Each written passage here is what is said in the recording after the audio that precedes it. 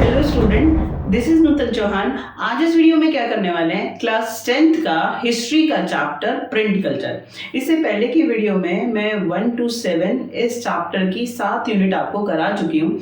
आज हम करेंगे इस चैप्टर का 8th यूनिट। बहुत इजी है कि प्रिंट कल्चर जब भारत में आया तो वर्कर्स को कैसे इन्फ्लुएंस करा, औरतों को कैसे इन्फ्लुएंस करा, कैसे उनकी लाइफ में चेंजेस आए, कौन से नए तरीकों से छपाई होने लगी।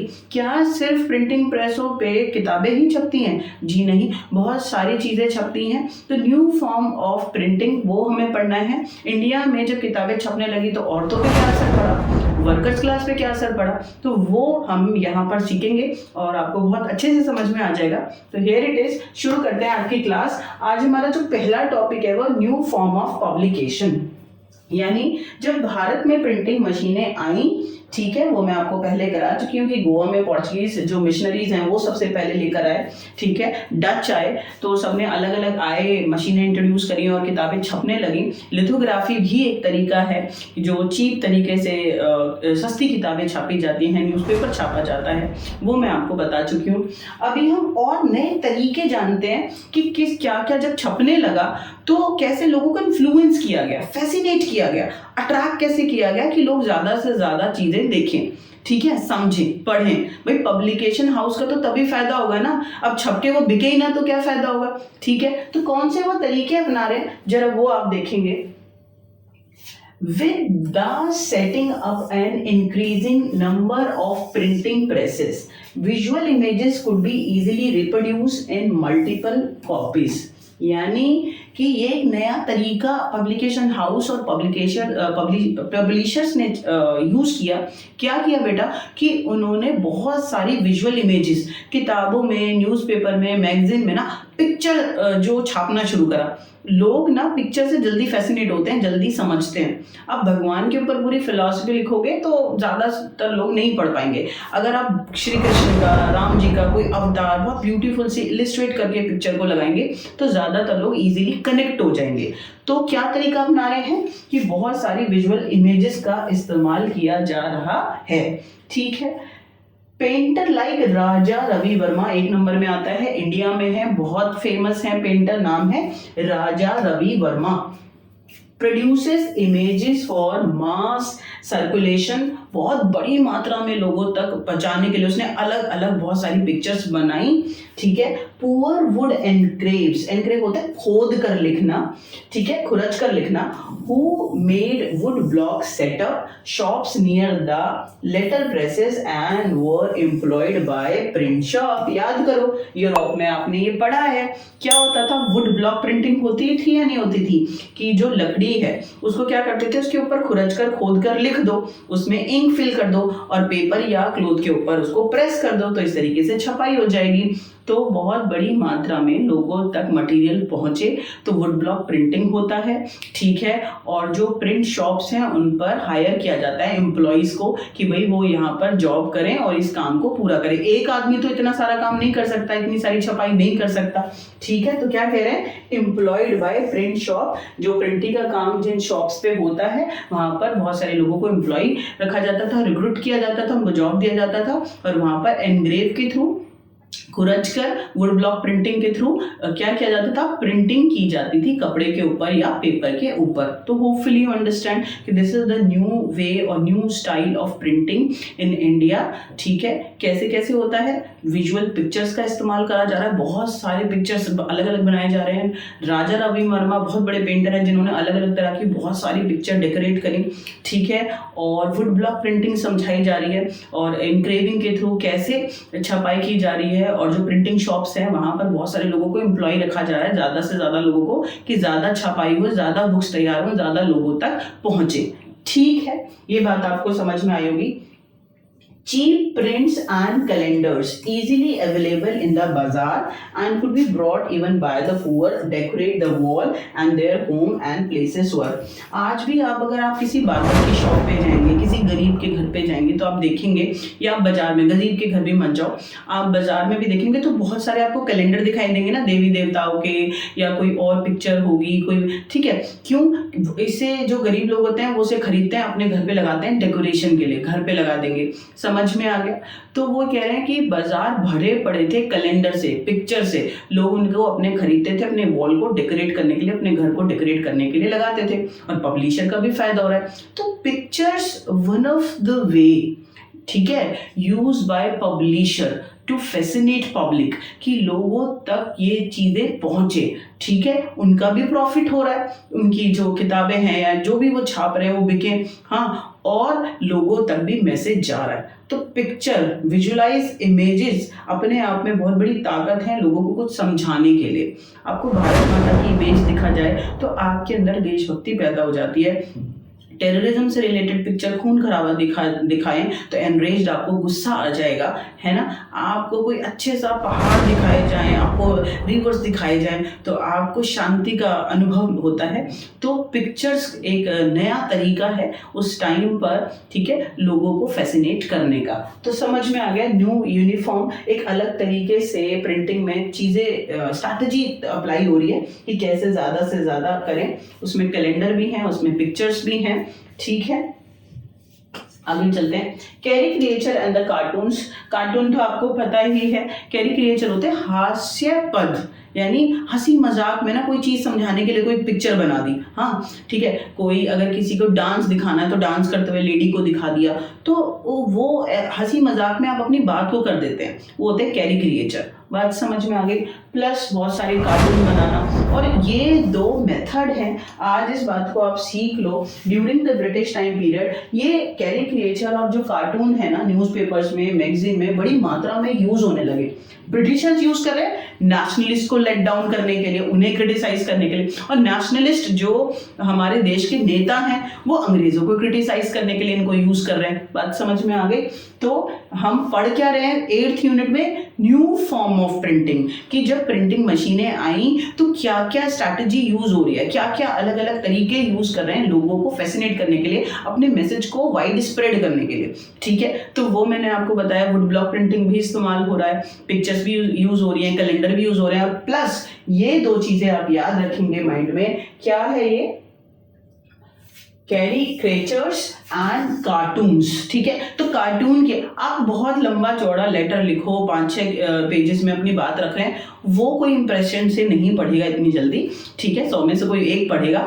लेकिन अगर आप पिक्चर्स के थ्रू कोई चीज को दिखाएंगे तो कोई भी जल्दी से समझ लेगा। तो कार्टून्स तो और अच्छे से समझते हैं, हंस के अपने बात को आपने समझा दी, ठीक है।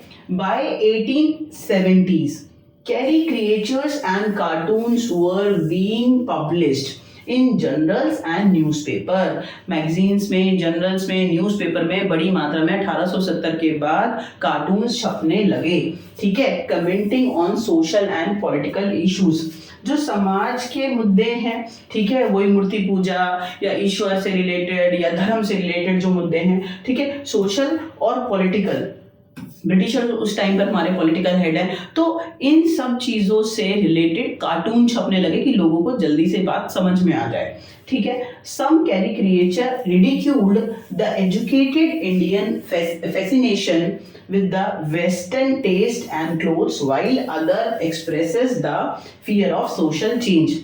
कुछ कार्टून किस मुद्दे पे छपे कि जो भारत के लोग हैं वो फैसिनेट हो रहे हैं वेस्टर्न कल्चर से, वैसे कपड़े पहनते हैं, वैसा खाना खाते हैं, तो ये गलत है। अच्छा, कुछ कार्टून और कैरिकेचर किस टॉपिक पे बने कि जो ये वेस्टर्न कल्चर को अपना रहे हैं भारतीय लोग, अंग्रेज आए और उनका खाना, उनका पहनने का तरीका वो हमने सीख लिया। तो कुछ समाज के लोगों ने जो कार्टून बनाए हैं, न्यूज़पेपर में पब्लिश करे हैं, क्यों करें, वो अपना डर दिखा रहे हैं कि इससे हमारे जो समाज का कल्चर है, इंडियन कल्चर, वो बर्बाद हो जाएगा, और जो कि हो गया। आज कहाँ आप इंडियन कल्चर को ठीक से फॉलो करते हैं, है ना। तो वो मैं आपसे कह रही हूँ कि cartoon and caricature both are the factor resource use on a large scale in newspaper, journals and magazine in that time period, ठीक है। अपनी बात को रखने के लिए कार्टून और कैरिकेचर्स को यूज किया जाता था। जैसे जो इंडियन है वो वेस्टर्न स्टाइल, जो यूरोपियन कल्चर है, उनका टेस्ट, उनका खाना, उनके कपड़े, वो उससे वो प्रभावित हो रहे हैं, तो ये गलत है। इसलिए कार्टून बनते थे कि उनका रिडिक्यूल, उनका मजाक बनाया जाता था कि देखो अंग्रेज बनने की कोशिश कर रहे हैं, ठीक है, वैसे कपड़े पहन के, वैसा खाना खा के, वैसी भाषा बोल के। और इसी तरीके से कुछ लोगों ने कार्टून बनाए और क्रिटिसाइज करा कि जो आप वेस्टर्न कल्चर को इंडियन फॉलो कर रहे हैं, इससे हमारा सोशल जो लाइफ है वो पूरी बर्बाद हो जाएगी, ठीक है। ये टॉपिक है। आपको ये तो पता चल गया कि हाँ न्यूज़पेपर में कार्टून बनाते थे, किस चीज का बनाते थे, तो किस चीज के ऊपर बना रहे हैं वो मैंने आपको बता दिया।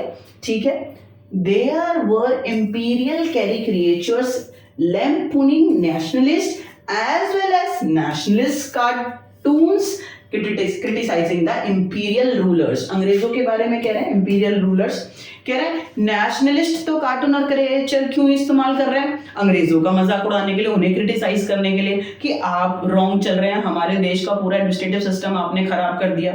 ठीक है, और अंग्रेज नेशनलिस्ट को, ठीक है, उनको छोटा दिखा रहे हैं, उनको क्रिटिसाइज कर रहे हैं। ठीक है, तो आप कैरिकेचर दोनों यूज कर रहे हैं, इंपीरियल रूलर्स ब्रिटिशर्स ऑफिसर्स भी यूज कर रहे हैं, प्लस नेशनलिस्ट जो देश में आजादी लाना चाहते हैं और अंग्रेजों के खिलाफ हैं वो भी यूज कर रहे हैं, तो एक दूसरे के खिलाफ यूज कर रहे हैं। ठीक है, न्यूज़पेपर में और जर्नल्स में बड़ी मात्रा में कार्टून्स का इस्तेमाल किया जाता था अपनी बात को रखने के लिए। आज भी न्यूज़पेपर में कितने सारे कार्टून, गवर्नमेंट को क्रिटिसाइज करना है तो एक कार्टून बना देते हैं, उससे बात समझ आ जाती है, कोई पूरा न्यूज को ना पढ़कर उस कार्टून से समझ लेते हैं।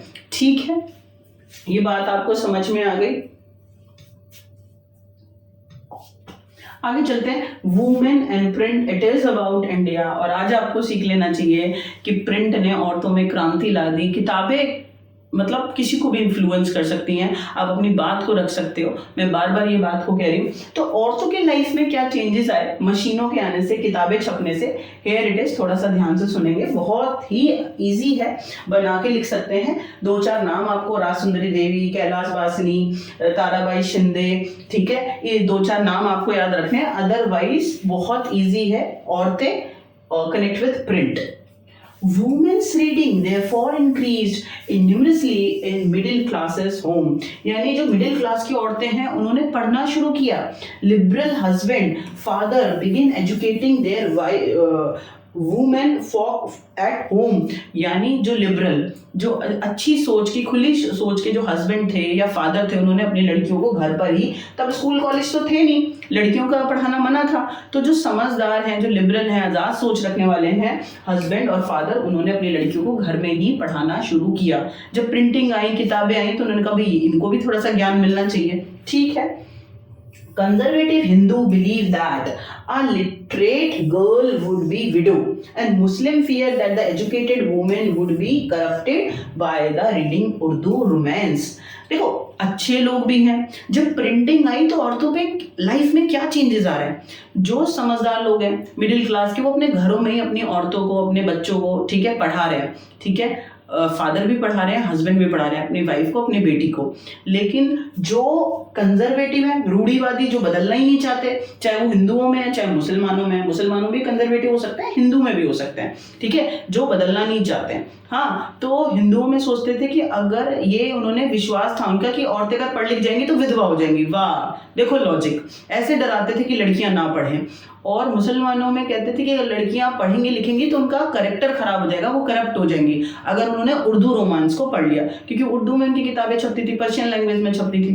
तो इतनी बात आपको समझ में आई होगी। तो ये कंट्रोवर्सी होगी कि औरतें, जब किताबें आई कि लड़कियों को पढ़ना है या नहीं पढ़ना है, प्रिंटिंग छपना आने लगे, बड़ी मात्रा में किताबें आने लगी बाजार में, तो एक कंट्रोवर्सी होगी। कुछ लोग फेवर में है कि हाँ पढ़नी चाहिए, और कुछ लोग कह रहे हैं नहीं नहीं पढ़ना नहीं चाहिए, विडो हो जाएंगी, बर्बाद हो जाएंगी, कैरेक्टर खराब हो जाएंगे, पढ़ने से कैरेक्टर खराब हो जाएंगे। वाह वाह। देखो, sometimes rebel women डिफाइड such as prohibition, जो औरतें पढ़ना चाहती थी, जो क्रांति समाज में बदलाव चाहती हैं, जो आवाज उठाती हैं, उनका समाज से बहिष्कार कर दिया जाता था कि भाई ये औरतें गलत हैं, औरों को भी बिगाड़ देंगी। बात समझ में आ गई। तो किताबें आई, किताबों से पढ़ने का जुनून आया, लड़कियों ने पढ़ना शुरू करा, उन्होंने उस चीज़ को दूसरों तक पहुंचाया। तो किताबें लड़कियों के जीवन को परिवर्तित कर रही हैं। बहुत इंपॉर्टेंट टॉपिक है, बहुत इंपॉर्टेंट और बहुत बढ़िया। ठीक है, आगे चलते हैं, क्या लिखा हुआ है।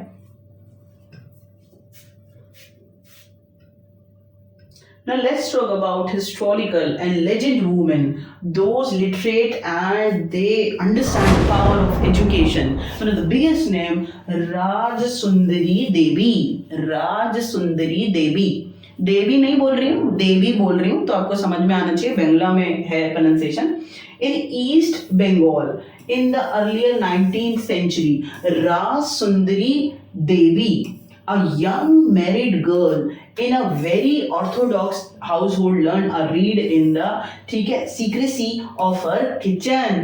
राज सुंदरी देवी बंगाल में है, हिंदू ऑर्थोडॉक्स फैमिली में है, कट्टर फैमिली में है, तो चोरी चोरी वो अपने घर में किचन में ही पढ़ती थी। ये देखो लगन।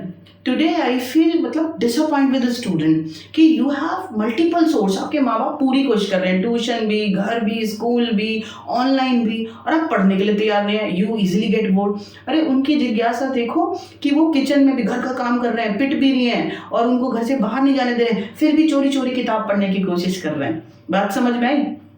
देखो तो ईस्ट बंगाल में बहुत बड़ा नाम है राज सुंदरी देवी। किचन में इन्होंने धीरे धीरे रीडिंग, चोरी चोरी करना, पढ़ना सीखा। लेटर ही रॉट हर ऑटोबायोग्राफी अमर जीवन विच वॉज पब्लिश्ड इन 1876।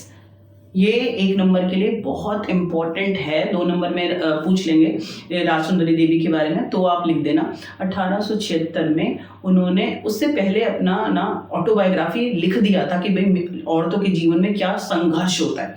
तो उनकी ऑटोबायोग्राफी उन्होंने लिखी और वो पब्लिश हुई 1876 में। टाइटल है अमर जीवन, मेरा जीवन, मेरे जीवन का संघर्ष। तो जब लड़कियां पढ़ेंगी तो प्रभावित होंगे कि हाँ, कि लड़कियों की लाइफ में इतना स्ट्रगल होता है, तो ये आपको याद रखना है। It was the first full length autobiography published in the Bengali language. Bangla भाषा में पहली बार अगर कोई ऑटोबायोग्राफी लड़कियों के लिए लिखी गई तो वो है अमर जीवन। और किसने लिखी है? राज सुंदरी देवी ने। और कब छपी? 1876 में। याद रहेगा आपको।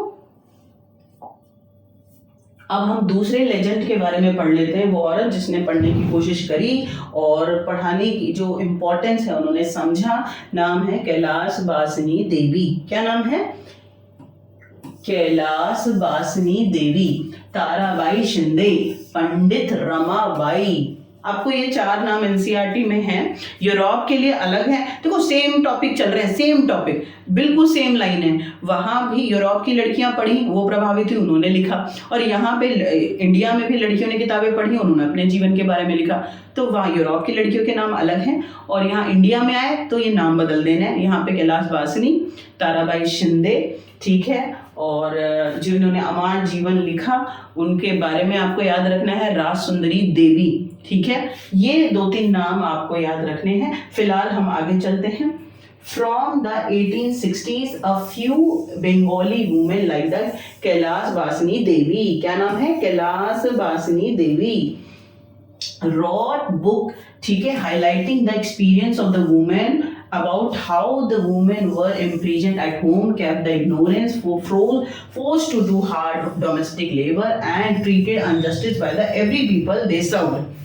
यानी कैलाश बासनी जो देवी हैं उन्होंने किताब लिखी और किताब में क्या लिखा? अपनी लाइफ के बारे में कि लड़कियां कैसे इम्प्रिजन, जेल में होती हैं, घरों में सबकी सेवा करती हैं और सब टॉर्चर करते हैं। चाचा, माँ, ताई, बुआ, पहले जॉइंट फैमिलियों में रहते थे, है ना। और कह रहे हैं चाहे हस्बैंड है, चाहे फादर हैं, चाहे कोई भी है, कह रहे हैं कि घर में वो सबको सर्व कर रही हैं, सबकी सेवा कर रही हैं, खाना बना रही हैं, झाड़ू पोछा बना रही है, सारा डोमेस्टिक हार्ड लेबर, बहुत सारा काम औरतें करती थी। और प्लस जो भी लोगों की वो सेवा कर रही हैं घर में, जितने भी लोग हैं, सब उनके साथ इनजस्टिस करते थे। कोई उनका ध्यान नहीं रखता था, कोई उनकी रिस्पेक्ट नहीं करता था। तो this is about women whose condition face in India in medieval time period, in modern time period, during the British time period। Kailash Basni ने अपनी बुक में ये पॉइंट्स को हाईलाइट किया है। याद रहेगा आपको। इन 1880s इन प्रेजेंट डे, ठीक है, महाराष्ट्र में एक बड़ा नाम है, तो बंगाल में कैलाश बासनी देवी और दूसरा नाम क्या था? राज सुंदरी देवी। याद रहेगा। ये है महाराष्ट्र में ताराबाई शिंदे। देखो नाम से पता चल जाता है, सरनेम से, कि वो कहाँ से स्टेट से बिलोंग करती है। देवी बोल रही हूँ तो बंगाल, ठीक है। ताराबाई शिंदे बोल रही हूँ, शिंदे, ये सरनेम कहाँ चलते हैं? महाराष्ट्र में। तो महाराष्ट्र से है 1880 में, ठीक है। और दूसरा नाम है पंडित रमाबाई। दूसरा नाम क्या है? पंडित रमाबाई। ताराबाई शिंदे और पंडित रमाबाई, ठीक है। Wrote about passionate anger about the miserable life of upper caste Hindu women and specially widow. Tarabai Shinde और पंडित रमाबाई ने बहुत कुछ लिखा। अपर कास्ट हिंदू जो ऑर्थोडॉक्स फैमिलीज में औरतें रहती हैं, स्पेशली विडो जो हो जाती हैं, और वो मिजरेबल कंडीशन, इतना टॉर्चर उनके ऊपर होता है, उसके बारे में इन्होंने लिखा। तो hopefully you understand Kailashbashini Devi, Raj Sundari Devi, Tarabai Shinde, और तीसरा जो और नाम है वो है पंडित रमाबाई। ये वो औरतें हैं जिन्होंने पढ़ना लिखना शुरू करा और लड़कियों की मिजरेबल कंडीशन के बारे में लिखा, पहुंचाया। ठीक है, ये बहुत इंपॉर्टेंट है, औरतों के बारे में आज आप लिख सकते हैं, चारों नाम याद रख लेंगे। ठीक है, in the earlier 20th century general write for and sometime edited by women become extremely popular. They discuss issue like the women education, ठीक है, widowhood and the widow remarriage and the national movement. लड़कियों ने पढ़ा, लड़कियां भी समाज का हिस्सा हैं, उन्होंने ये दिखा दिया। And they wrote about many topics like widow remarriage होना चाहिए, विडोहुड जो विधवा होती है उनका जीवन कितना बुरा होता है। नेशनल मूवमेंट में भी लड़कियों ने बढ़ चढ़ कर पार्टिसिपेट करा। ठीक है, आपने नेशनलिज्म इन इंडिया में पढ़ा, सिविल डिसोबीडिएंट में लड़कियों ने बढ़ चढ़ कर पार्टिसिपेट करा, गांधी जी को सपोर्ट करा।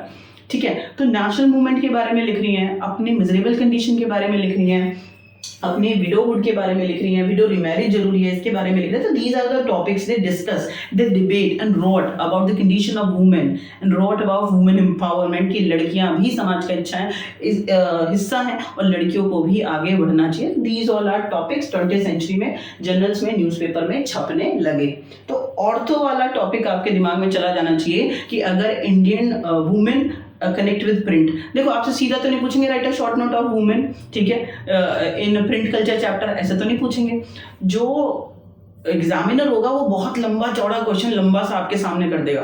आपको क्वेश्चन में सिर्फ ये देखना है प्रिंट कल्चर इंडिया में और औरतों के बारे में पूछ रहे हैं। एक बार बोलेंगे वुमेन और यूरोप, अगर यूरोप प्रिंट कल्चर और यूरोप की वुमेन के बारे में पूछे तो यूरोप की वुमेन्स का नाम लेना है। ठीक है, और यहाँ पर अगर इंडिया पूछे तो ताराबाई शिंदे, राज सुंदरी देवी, कैलाश बासनी, इनके बारे में बोलना है। ठीक है, और आपको समझ में आ गया कि औरतों की मिजरेबल कंडीशन के बारे में लिखना है और उन्होंने पढ़ना लिखना शुरू करा।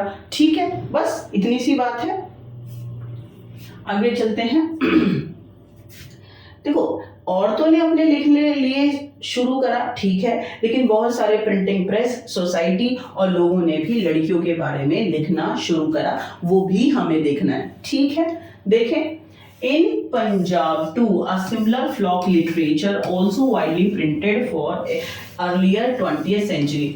अर्लियर 20th सेंचुरी माने 1910-20 में, ठीक है, क्या होने लगा, पंजाब में लड़कियों के बारे में छपने लगा लिटरेचर। फ्लॉक लिटरेचर होता है जो लोकल लैंग्वेज में, ठीक है, पोयम है, स्टोरी है, वो सब छपने लगा।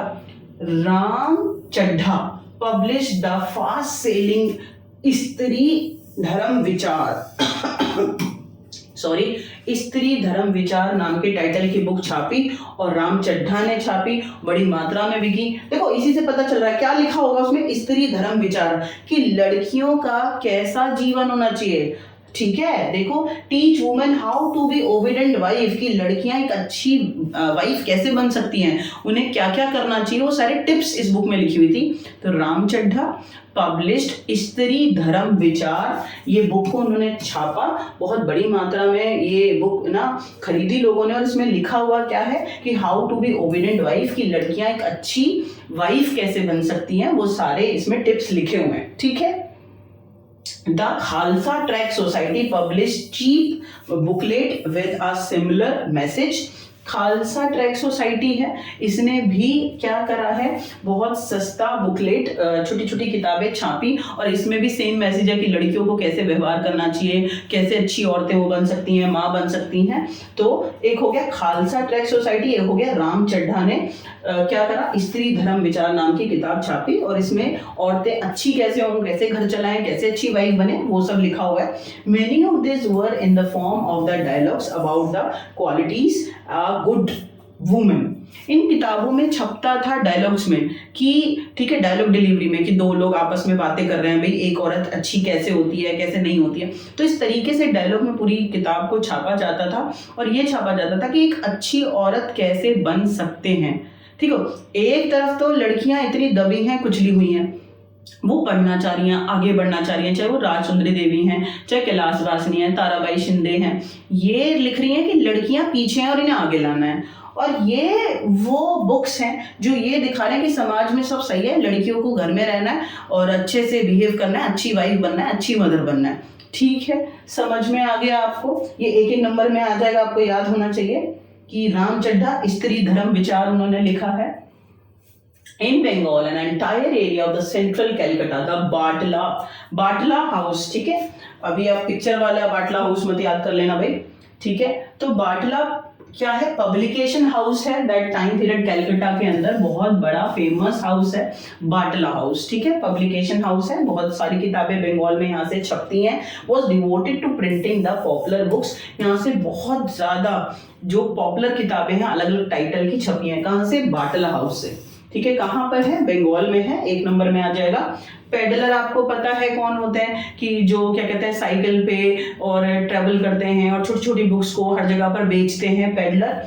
तो peddlers took the Battala publications to home, जो पेडलर्स हैं बाटला हाउस से, पब्लिकेशन हाउस से किताबें लाते थे और अलग अलग जगह पे टाउन में, विलेजेस में जाके उनको बेचते थे, घरों तक पहुंचे।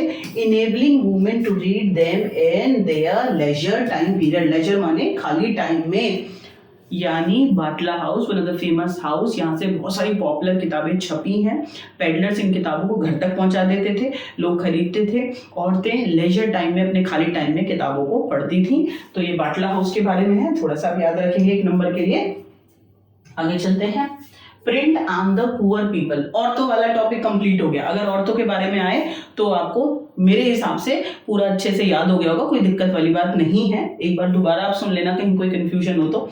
लेट्स टॉक अबाउट, क्या किताबों से गरीबों की लाइफ पर असर पड़ सकता है? भैया पड़ सकता है, किताबें एक ऐसी चीज है किसी के भी माइंड को इन्फ्लुएंस में रख सकती हैं। देखो जरा, print and the poor people, गरीबों की लाइफ में क्या असर आया, वर्कर क्लास की लाइफ में क्या असर आया, ठीक है, वो देख लेते हैं, बहुत ज्यादा इंपॉर्टेंट है, ठीक है। Very cheap small books were brought to market in 19th century. It means 1810, 1820, वो टाइम, ठीक है, Madras town and sold at crossroads, allowing poor people to traveling market to buy them. देखो मद्रास के अंदर क्या है, सड़कों के किनारे सस्ती किताबों को बेचा जाता था, तो गरीब लोग सस्ती किताबें खरीद सकते हैं। बार बार ना पूरा यूरोप पढ़ा दिया, इंडिया पढ़ा दिया, सस्ती पे क्यों ध्यान दे रहे हैं? Most of the population under poverty, ठीक है, they are not able to purchase expensive books, expensive manuscript. तो ज्यादातर पॉपुलेशन तो गरीब है ना, तो गरीबों के लिए सस्ती किताबों का, सस्ते मटेरियल का इंतजाम करेंगे ना, तभी तो पब्लिशर को फायदा होगा, तभी तो बुक्स बेचेंगे। महंगा कर देंगे तो नहीं खरीदेगा कोई, ठीक है। तो सस्ती किताबें रोड के किनारे बेची जाती थी और जो गरीब लोग हैं वो क्या करते थे, इनको खरीदते थे, पढ़ते थे। Public libraries was set up for the earlier 20th century, expanding the access to books for a rich local patron. Public library बनाई गई, ठीक है, कि कोई भी जाके उन लाइब्रेरी में पढ़ सकता है, गरीब लोग भी जाके पढ़ सकते हैं, तो बहुत अच्छी बात है। अब गरीब लोगों के पास तो पैसा नहीं होता, तो ये पब्लिक लाइब्रेरी किसने बनाई कि कोई भी जाके पढ़ सकता है? अभी भी आप देखना, अपने शहर में नज़र घुमाना तो आपको बहुत सारी पब्लिक लाइब्रेरी मिल जाएंगी, आप वहाँ की मेंबरशिप लो, जाके पूरा दिन पढ़ो, आप बहुत अच्छी बात है, ठीक है। तो पब्लिक लाइब्रेरी उस टाइम पे किसने बनवाई? पेट्रोनेज और पेट्रोन, लोकल पेट्रोन, वहाँ पे जो कोई एरिस्टोक्रेसी क्लास में कोई मर्चेंट होगा, कोई रिच होंगे, कोई रूलर्स होंगे, उन्होंने क्या किया, दान देके ये बड़ी बड़ी लाइब्रेरी बनवाई, ठीक है। Setting up a library was a way of the acquiring, ठीक है, प्रेस्टीज। पता है, कोई मंदिर बना देना, कोई धर्मशाला बना देना, लाइब्रेरी क्यों बनवा रहे हैं, उनका क्या पॉइंट? देखो लाइब्रेरी बन गई तो गरीबों का फायदा हो गया, वहां जाके फ्री में किताब पढ़ रहे हैं, ठीक है। लेकिन बनाने वाला क्यों बना रहा है, इतना पैसा क्यों खर्च कर रहा है? प्रेस्टीज, ठीक है, अपने सम्मान के लिए। टाइटल हो जाता है ना कि फलाना ने इस ईयर में ये लाइब्रेरी बनवाई, तो वो 50 साल, 200 साल, 300 साल तक वो नाम अमर हो जाता है, ठीक है। तो रईस लोग प्रेस्टीज के लिए ऐसा करते हैं। बात समझ में आ गई? तो पब्लिक लाइब्रेरीज बनी और जो वर्कर क्लास है, पुअर क्लास, उसने फायदा उठाया, वहां जाके पढ़ रहे हैं, ठीक है। ये आपको समझ आया होगा। आगे चलते हैं। Just one second. Print and the caste reform. अभी हम किसके बारे में पढ़ेंगे? क्या जो किताबें होती हैं समाज में, जो जातीय व्यवस्था है, डिस्क्रिमिनेशन है, टॉप टू बॉटम, क्या उसमें बदलाव ला सकती हैं? हाँ, ला सकती हैं। अगर औरतों को झंझोड़ के रख दिया, वर्कर क्लास को झंझोड़ रहे हैं, बच्चों को झंझोड़ रहे हैं, तो क्या जो समाज में कुप्रथाएं हैं, जातीय दोष हैं कि नीची जात कहकर किसी को समाज से बहिष्कृत कर दिया जाता है, सोशल एक्सक्लूजन हो जाता है, तो क्या किताबें इस चीज़ को ठीक कर सकती हैं? बिल्कुल कर सकती हैं। हैव अ लुक, बहुत बड़ा नाम है ज्योतिबा फुल्ले, महात्मा ज्योतिबा फुल्ले। ठीक है, बी आर अम्बेडकर का नाम तो सब जानते ही हैं, लेकिन आपको एक और नाम याद रखना है, ज्योतिबा फुल्ले। ठीक है, Maratha pioneer of low caste protest, ठीक है, महाराष्ट्र से हैं, मराठा है, movement wrote about the injustice of caste system है गुलामगिरी 1871। एक नंबर का दिमाग में फिट कर लो, 1871 में ज्योतिबा फुल्ले, ठीक है, लोअर कास्ट के साथ जो इनजस्टिस होता था, अन्याय होता था नीच जात के लोगों के साथ, उसको उन्होंने किताब में लिखा, गुलामगिरी, एंड इट्स मतलब वेरी वेरी फेमस बुक। ठीक है, गुलामगिरी किसने लिखा? ज्योतिबा फुल्ले ने। कब लिखा? 1871 में। और उसके अंदर क्या है? खाने पीने के बारे में, ठीक है, नाचने गाने के बारे में नहीं, लोअर कास्ट का जो इनजस्टिस होता था, एक्सप्लॉयटेशन होता था, वो सप्रेस करता था अपर कास्ट हिंदू, ठीक है, अपर कास्ट के लोग, तो उनके अत्याचारों के बारे में, उनकी मिजरेबल कंडीशन के बारे में लिखा गया है। उन्होंने आंदोलन चलाया कि भाई लोअर कास्ट को भी जीने का पूरा अधिकार है। याद रहेगा आपको। In the 20th century, B R Ambedkar, ठीक है, in Maharashtra, E V Ramaswamy Naicker in Madras, better known as, ठीक है, Periyar, wrote powerfully on caste, and their writings were read by people all over the India. Madras में ईवी रामास्वामी और बी आर अम्बेडकर, महाराष्ट्र से, दोनों ने लोअर कास्ट के बारे में लिखा और इनकी राइटिंग्स को ओवरऑल इंडिया में बड़ी मात्रा में पढ़ा गया। तो याद रखेंगे कि जब प्रिंट कल्चर आया तो जो कास्ट रिफॉर्मर्स हैं, बी आर अम्बेडकर, ज्योतिबा फूले और ईवी रामास्वामी, इन सब ने क्या करा? बड़ी मात्रा में राइटिंग्स करी, लोगों को समझाया कि जो लोअर कास्ट पर कितना अत्याचार हो रहा है। ठीक है, they also have equal right for survival, इनको भी बराबरी का अधिकार होना चाहिए। ठीक है, बड़े नाम याद रखेंगे, ज्योतिबा फुले, बी आर अम्बेडकर और ईवी रामास्वामी। छोटी सी बात है, आगे चले। ठीक है, तो जाति और प्रिंट हमने पढ़ लिया कि जो लोगों को लगता था कि भाई जातियों के साथ बहुत अन्याय हो रहा है, आज भी होता है, ठीक है, तो उन्होंने किताबों को यूज़ करा, न्यूज़पेपर में, मैगजीन में, जर्नल्स में लिखा। और ज्योतिबा फुले तो बहुत बड़ा नाम है, उन्होंने किताब लिखी गुलामगिरी, बहुत फेमस हुई, और उन्होंने बताया कि कैसे अपर कास्ट लोअर कास्ट के ऊपर अत्याचार करता है, कितनी मिजरेबल कंडीशन में जो लोअर कास्ट के लोग हैं वो रहते हैं। ठीक है, अब हम पढ़ लेते हैं वर्कर्स एंड प्रिंट। मैंने कहा कि क्या किताबों ने लड़कियों की लाइफ में कुछ चेंजेस लाए? हाँ, लाए। मैंने कहा कि क्या जो लोअर कास्ट है उनकी लाइफ को सुधारने में प्रिंट ने कुछ हेल्प किया? हाँ, किया। लेट्स टॉक अबाउट, क्या प्रिंट ने, किताबों ने वर्कर्स की लाइफ में कुछ चेंजेस किए? हाँ, किए।